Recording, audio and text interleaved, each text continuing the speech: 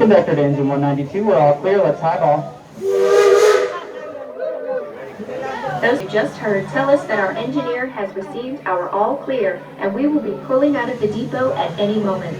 As we get ready to depart, let me remind you of a couple of the safety rules you'll need to know for our trip today.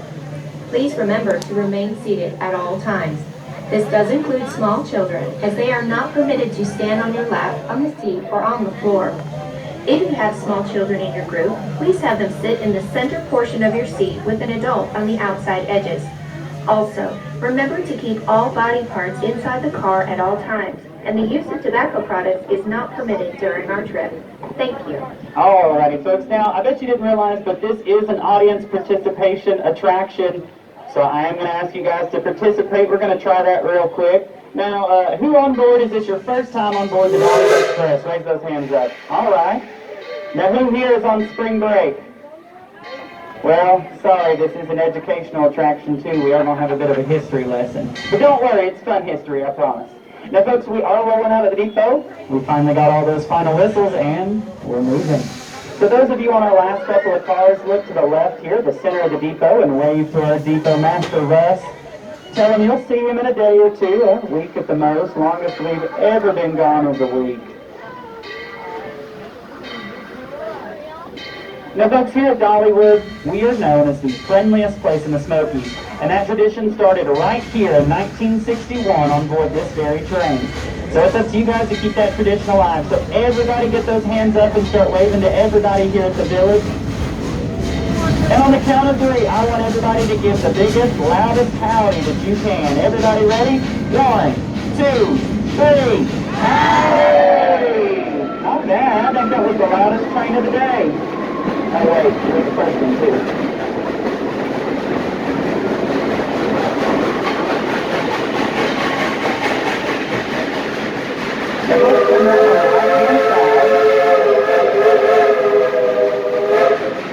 On the right-hand side is Dollywood's old-fashioned grist mill. When it was built in 1983, it was the first fully functional grist mill built in the state of Tennessee in over 100 years.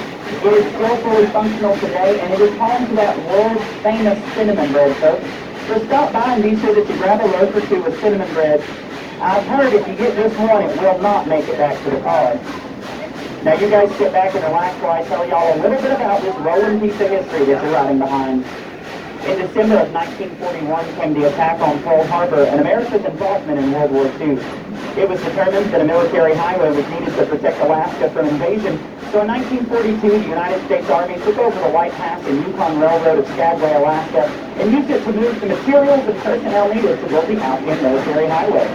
Now, it was not until April of 1943, at request of the United States Army, that Baldwin Locomotive Works out of Eddystone, Pennsylvania, built this narrow-gauge Mikado-style engine, number 192. She weighs 211,000 pounds and is a genuine coal-burning, steam-driven Type 282 locomotive.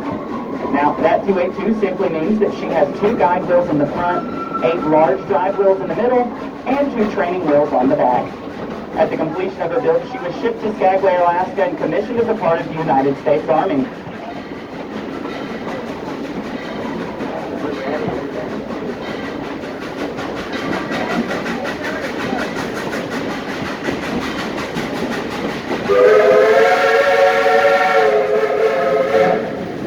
Thousands of troops and personnel and tons of thousands of supplies rode behind this engine and others like her. Why, it took up to 34 trains a day in support of road construction, but in 9 months what seemed impossible became possible when the Alpine military highway was officially completed.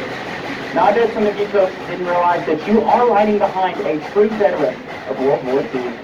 Here at Dollywood, we are immensely proud of all of our veterans from every branch of the military, and our thoughts and prayers go out on those with active duty still today. Hey, Thunderhead crew!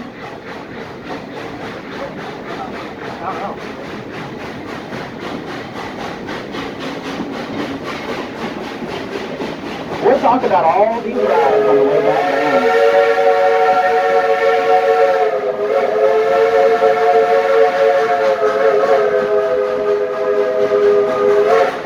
Now, as I said, folks, here at Dollywood, we are proud of all of our veterans from every branch of the military, and our thoughts and prayers go out on those with active duty still today. But here's at Dollywood Express, we want to do something a little extra.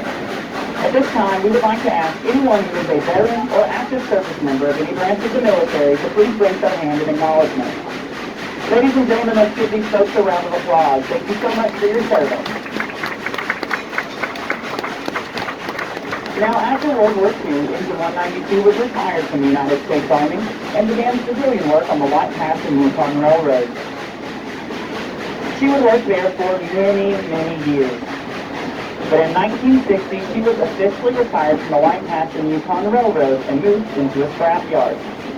It didn't take too long, though, because in 1961, the Robbins brothers, who were the owners of Quincy Railroad in North Carolina, purchased Engine 192 and moved her from Skagway, Alaska to this property here in Pigeon Forge. In 1961, they opened the theme park Rebel Railroad, and that's where Engine 192 affectionately became known as Klondike Katie.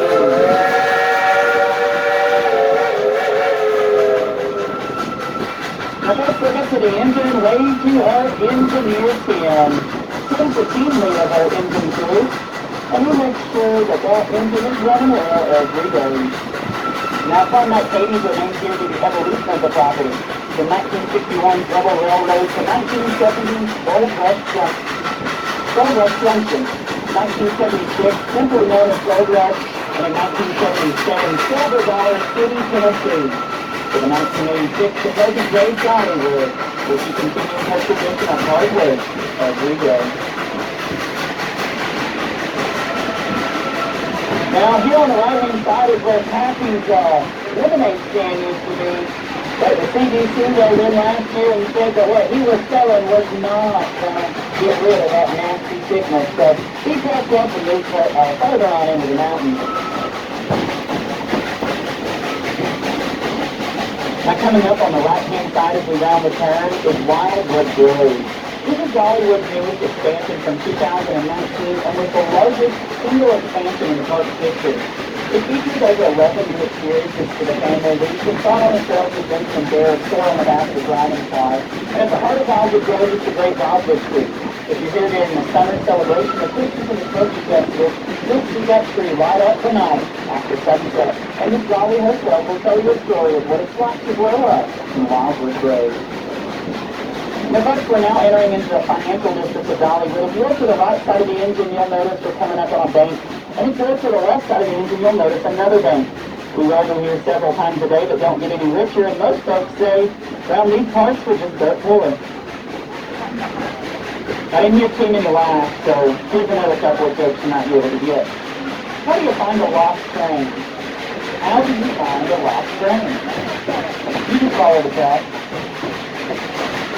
There's also an old folklore that says that a trained engineer cannot be struck by lightning. Anybody know why that is? Well, unlike me and Rachel on car number 3, they're not conductors.